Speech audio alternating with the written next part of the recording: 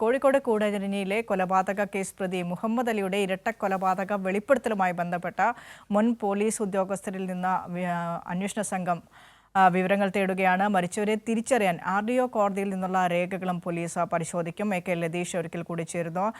ലതീഷ്, ഈ മുഹമ്മദ് അലിയുടെ വെളിപ്പെടുത്തലുമായി ബന്ധപ്പെട്ട് അയാൾക്ക് മാനസികാസ്വാസ്ഥ്യമുണ്ടോ എന്നതടക്കമുള്ള കാര്യങ്ങൾ പോലീസ് പരിശോധിക്കുന്നുണ്ട്.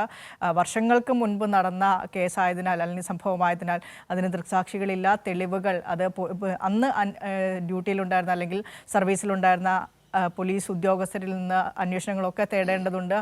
ഈ രീതിയിലാണോ ഇപ്പോൾ നടക്കുന്ന അന്വേഷണം? വിനിഷ, ആ നിലയിലുള്ള ഒരു അന്വേഷണമാണ് പോലീസിൻ്റെ ഭാഗത്തുനിന്ന് ഇപ്പോൾ നടക്കുന്നത്. കാരണം മരിച്ചവരെ തിരിച്ചറിയാനാണ് പോലീസിൻ്റെ അന്വേഷണം നടക്കുന്നതെന്നാണ് ഈ കേസിൻ്റെ ഒരു പ്രധാന പ്രത്യേകത. മുഹമ്മദ് അലിയുടെ വെളിപ്പെടുത്തലിന് ശേഷം 2 സംഭവങ്ങളിലാണ് 2 കൊലപാതകം നടത്തിയെന്നാണ് മുഹമ്മദ് അലി വെളിപ്പെടുത്തിയത്. തിരുവമ്പാടിയിൽ നടന്ന അല്ലെങ്കിൽ കൂടരഞ്ഞിയിൽ നടന്ന കേസ് തിരുവമ്പാടി പോലീസ് അന്വേഷിക്കുന്നുണ്ട്. മരിച്ചത് ഇരിട്ടി സ്വദേശിയാണെന്നാണ് സംശയം.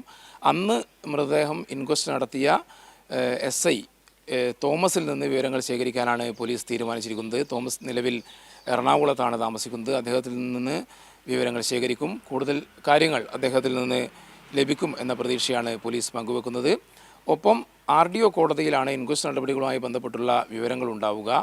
RDO കോടതിയിൽ നിന്ന് ആ റിപ്പോർട്ട് ആവശ്യപ്പെട്ടിട്ടുണ്ട്. കോഴിക്കോട് മെഡിക്കൽ കോളേജിൽ നിന്ന് ആ സമയത്തെ ഈ സംശയിക്കുന്ന ഒരാൾ മരിച്ചതായി പോലീസ് സ്ഥിരീകരിച്ചിട്ടുണ്ട്. ആ ഘട്ടത്തിൽ അയാളുടെ പോസ്റ്റ്മോർട്ടം റിപ്പോർട്ട് ലഭിക്കുമോ എന്നുള്ള കാര്യവും പോലീസ് പരിശോധിക്കുന്നുണ്ട്. എന്തായാലും തിരുവമ്പാടി കേസിൽ മരിച്ചയാളെ തിരിച്ചറിയേണ്ടതുണ്ട്. കോഴിക്കോട്ടേക്ക് വരികയാണെങ്കിൽ 1989 നടക്കാവ് സ്റ്റേഷൻ പരിധിയിൽ, അന്നത്തെ നടക്കാവ് സ്റ്റേഷൻ പരിധിയിൽ വെള്ളയിൽ കടപ്പുറത്ത് വെച്ച് ഒരാളെ കൊലപ്പെടുത്തിയെന്ന് മുഹമ്മദ് അലി വെളിപ്പെടുത്തുന്നത്. ഒരാളുടെ സഹായം ലഭിച്ചു എന്നും അദ്ദേഹം പറയുന്നുണ്ട്.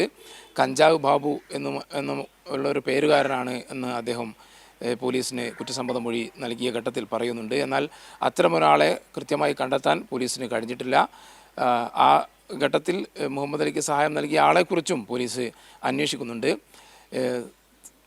നടക്കാവിൽ ആ ഘട്ടത്തിൽ കേസ് ക്ലോസ് ചെയ്ത CI ആയിരുന്ന റിട്ടയർഡ് SP സുഭാഷ് ബാബുവിൽ നിന്ന് വിവരങ്ങൾ ശേഖരിക്കാനാണ് ഇപ്പോൾ അന്വേഷണ സംഘം തീരുമാനിച്ചിരിക്കുന്നത്. സുഭാഷ് ബാബുവിൽ നിന്ന് വിവരങ്ങൾ ശേഖരിക്കുന്ന മുറയ്ക്കായിരിക്കും ആ ഘട്ടത്തിൽ കേസുമായി ബന്ധപ്പെട്ടുള്ള കൂടുതൽ കാര്യങ്ങളിലേക്ക് പോലീസിന് കടക്കാൻ കഴിയുക എന്നാണ് പോലീസ് പറയുന്നത്. എന്തായാലും നടക്കാവിൽ നിലവിൽ കേസ് പോലീസ് രജിസ്റ്റർ ചെയ്തിട്ടില്ല, അല്ലെങ്കിൽ മുൻ കേസ് റീഓപ്പൺ ചെയ്തിട്ടില്ല. കൂടുതൽ വിവരങ്ങൾ ശേഖരിക്കേണ്ടതുണ്ട്. അക്കാലത്തെ ഫോട്ടോഗ്രാഫറായിരുന്ന ശ്രീധരൻ എന്ന് പറഞ്ഞ ഒരു വ്യക്തിയുണ്ട്. അദ്ദേഹവും ജീവിച്ചിരിപ്പില്ല. അതുകൊണ്ട് തന്നെ ഈ സമയത്ത് മുഹമ്മദ് അലി വെളിപ്പെടുത്തിയ ഘട്ടത്തിൽ 1989 സമയത്ത് വെള്ളയിൽ കടപ്പുറത്ത് ഇത്തരത്തിലൊരാൾ മരിച്ചിട്ടുണ്ട്, അജ്ഞാത മൃതദേഹം ലഭിച്ചിട്ടുണ്ട്. അദ്ദേഹത്തിൻ്റെ പോസ്റ്റ്മോർട്ടം റിപ്പോർട്ടും അതേപോലെ തന്നെ RDO കോടതിയിൽ നിന്നുള്ള വിവരങ്ങളും പോലീസ് തേടിയിട്ടുണ്ട്. ഇത്തരത്തിൽ മരിച്ചയാളെ തിരിച്ചറിഞ്ഞ ശേഷം തുടർ നടപടികളിലേക്ക് കടക്കാനാണ് പോലീസിൻ്റെ തീരുമാനം.